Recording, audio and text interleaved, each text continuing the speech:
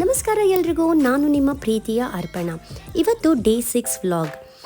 ನನ್ನ ತಮ್ಮಂದ ಎಂಗೇಜ್ಮೆಂಟ್ ಇತ್ತು.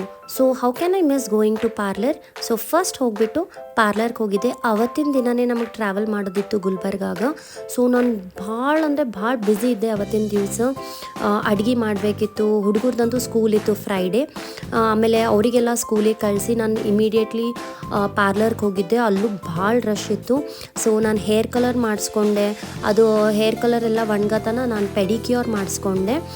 ಸೊ ಪೆಡಿಕ್ಯೂರ್ ಎಲ್ಲ ಆದಮೇಲೆ ಹೇರ್ ವಾಶ್ ಮಾಡಿ ಹೇರ್ ಎಲ್ಲ ಬ್ಲೋ ಡ್ರೈ ಎಲ್ಲ ಮಾಡಿ ಸೆಟ್ ಮಾಡಿಕೊಟ್ರು ಅವರು. ಆಮೇಲೆ ಮನೆಗೆ ಬಂದ ತಕ್ಷಣ ಪ್ಯಾಕಿಂಗ್ ಸ್ಟಾರ್ಟ್ ಮಾಡಿಕೊಂಡೆ. ಎಷ್ಟು ಇರ್ತದಪ್ಪ ಪ್ಯಾಕಿಂಗ್. ಫಂಕ್ಷನ್ ಅಂದಮೇಲೆ ಎಲ್ಲ ಸೀರೆ ತೊಗೋಬೇಕು, ಹುಡುಗರದ್ದು ಡ್ರೆಸ್ಸಸ್ ಎಲ್ಲ ಇಟ್ಕೋಬೇಕು, ಟ್ರೈನ್ದಾಗ ಹೋಗ್ಲಿಕತ್ತೀವಿ ಸೊ ಬ್ಲ್ಯಾಂಕೆಟ್ಸ್ ಎಲ್ಲ ಇಟ್ಕೋಬೇಕು. ಸೊ ಅದು ಪ್ಯಾಕಿಂಗ್ ಆದ ತಕ್ಷಣ ನಾನು ಮೆಹಂದಿದವ್ರಿಗೆ ಕರೆಸಿದ್ದೆ. ಅವ್ರು ಬರೋಷ್ಟಿಗೆ ಎಲ್ಲ ರೆಡಿ ಮಾಡ್ಕೋಬೇಕಿತ್ತಲ್ಲ, ಊಟ ಎಲ್ಲ ಮಾಡಿ ರೆಡಿ ಇದ್ದೆ. ಅಲ್ಲಿವರೆಗೂ ನನ್ನ ಮಗಳು ಹಚ್ಕೊಂಡ್ಲು. ಆಮೇಲೆ ಅವ್ರೇನು ಎಷ್ಟು ಫಾಸ್ಟಾಗಿ ಮೆಹಂದಿ ಹಚ್ಚಿದ್ರಂದರೆ ಒಂದು ಹಾಫ್ ಆನ್ ಅವರ್ನಾಗ 2 ಕೈ ಮುಗಿತು. ಅಲ್ಲಿ ನೋಡ್ರಿ ನಾನು ಏನು ಬರ್ಕೊಂಡಿನಿ ಅಂತ, ದುಲ್ಹೆ ಕಿ ಬೆಹನ್ ಅಂತ ಹೇಳಿ. So this is just for engagement. ಆಮೇಲೆ ನಾವು ಆಟೋ ಬುಕ್ ಮಾಡಿಕೊಂಡು ರೈಲ್ವೆ ಸ್ಟೇಷನಿಗೆ ಹೋದ್ವಿ. ರೈಲ್ವೆ ಸ್ಟೇಷನ್ ಹೊರಗೆ ಹಲ್ದಿರಾಮ್ಸ್ ಅಂತ ಹೇಳಿ ಒಂದು ರೆಸ್ಟೋರೆಂಟ್ ನೋಡಿದ್ವಿ. ಮೆಜೆಸ್ಟಿಕ್ಕಿಗೆ ಹೋಗಿ ಎಷ್ಟು ದಿನ ಆಗಿತ್ತ, ನಾವು ಯೂಶ್ವಲಿ ಕಾರಿಂದನೇ ಟ್ರಾವೆಲ್ ಮಾಡ್ತಿದ್ವಿ. ಸೊ ಅಲ್ಲಿ ಹೋಗಿ ಟ್ರೈ ಮಾಡೋಣ ಅಂತ ಹೇಳಿ ನಾವು ಭೇಲ್ಪುರಿ ಟ್ರೈ ಮಾಡಿದ್ವಿ.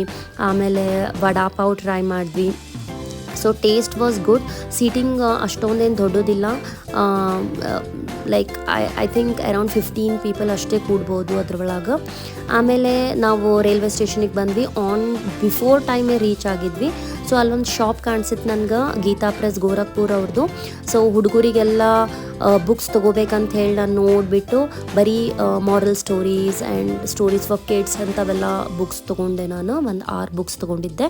ಅವ್ರಿಗೆಲ್ಲ ಹುಡುಗರಿಗೆ ಎಂಗೇಜ್ ಇಡ್ಲಿಕ್ಕೆ ಅದೊಂದು ಸ್ಟೋರೀಸ್ ಎಲ್ಲ ಓದಿ ಹೇಳಲಿಕ್ಕತ್ತಿದೆ. ಆಮೇಲೆ ನಾವು ರಾತ್ರಿ ಚಪಾತಿ, ಪಲ್ಯ, ಚಿತ್ರಾನ್ನ ಅದೆಲ್ಲ ಬೈದಿದ್ವಿ. So thanks for watching.